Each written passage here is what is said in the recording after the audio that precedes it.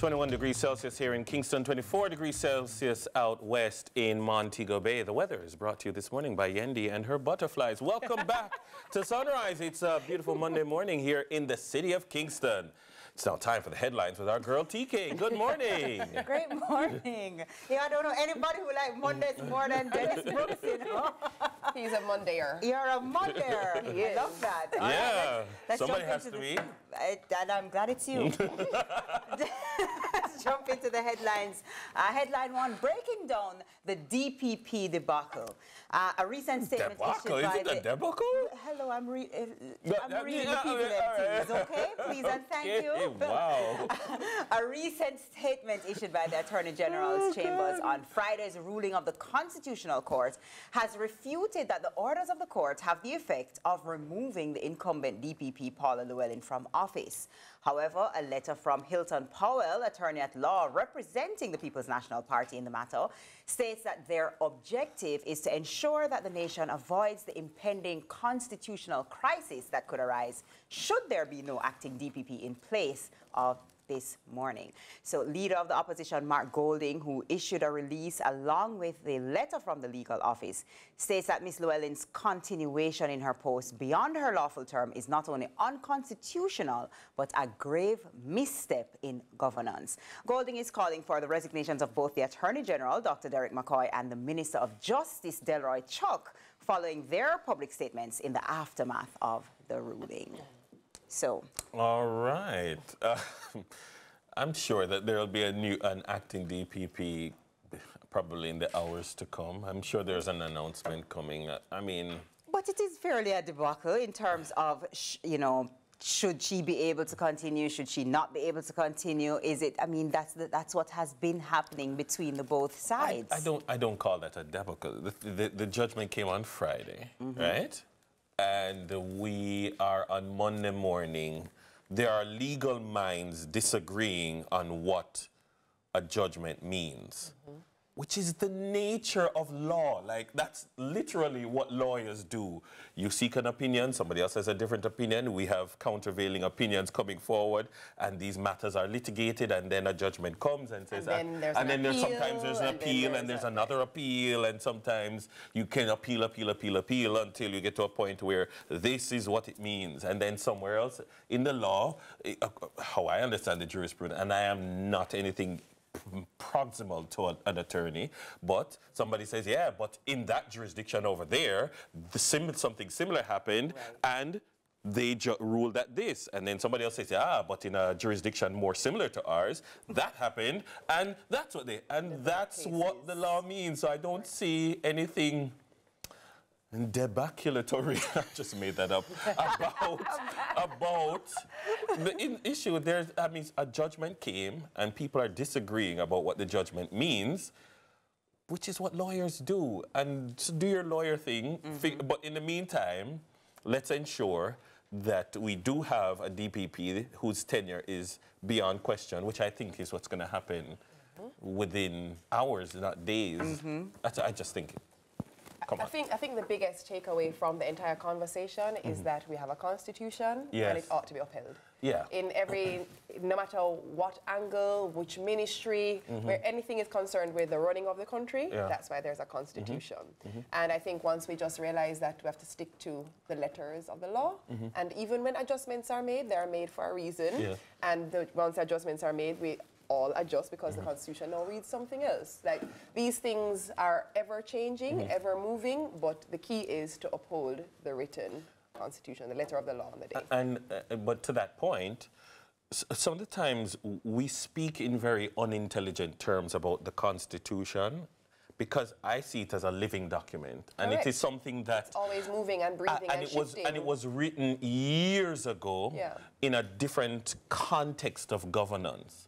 Now, if this is the supreme law of the land, now we are going to constantly be moving and adjusting and changing the way we govern and trying to take governance in new directions. And someone might say, I don't think that's constitutional, and I'm going to test it, which is also what lawyers do. They test these things to see if.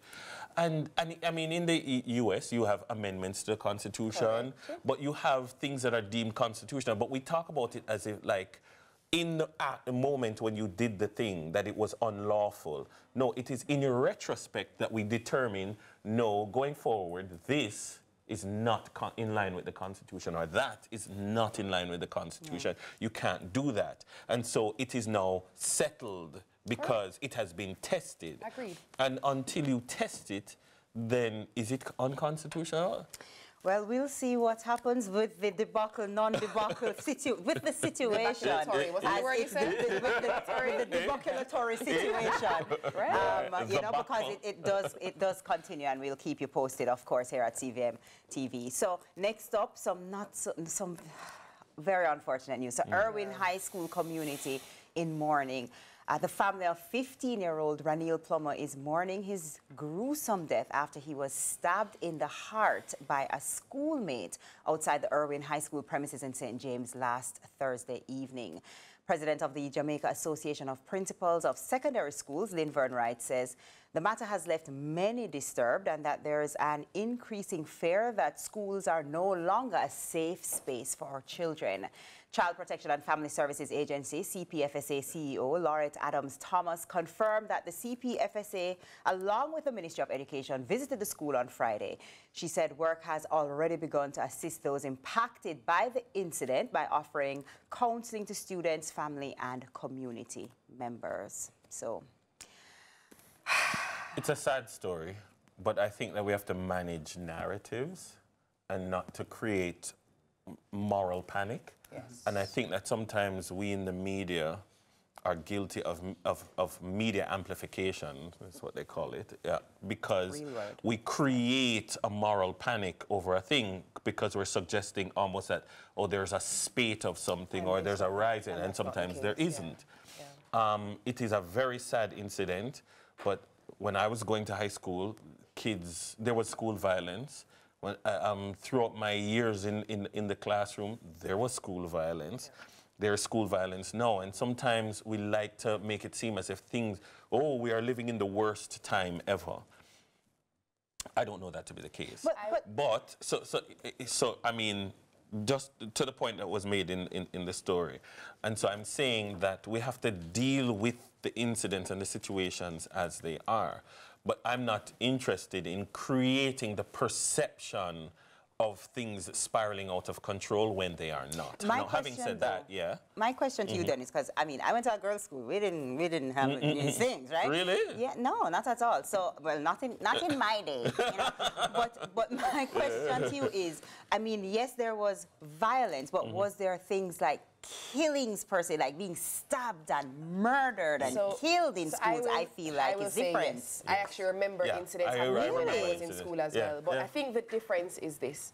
I think we've always had incidents of a lack of proper conflict resolution skills. Yes. We've always had that. I went to an all-girls high school, and I remember there were fights, physical fights, where people sit on top of people and thumping people. I vividly remember for sure.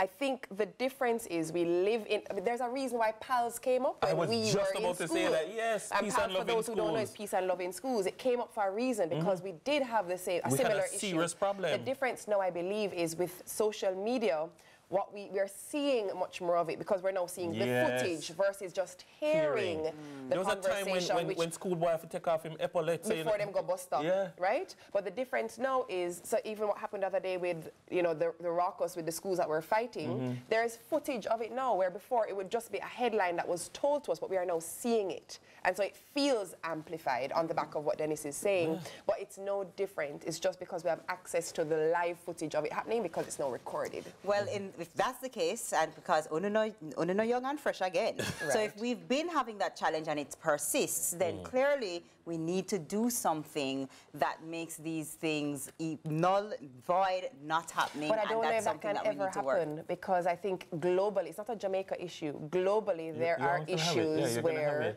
these things happen, and I think it always ultimately comes back to conflict resolution. How do you resolve issues that you have with your peer without going too far. Yeah, well, that's a conversation that I hope we continue to have. So remember to tune in to Lead Stories this evening at 6:30 with George Davis.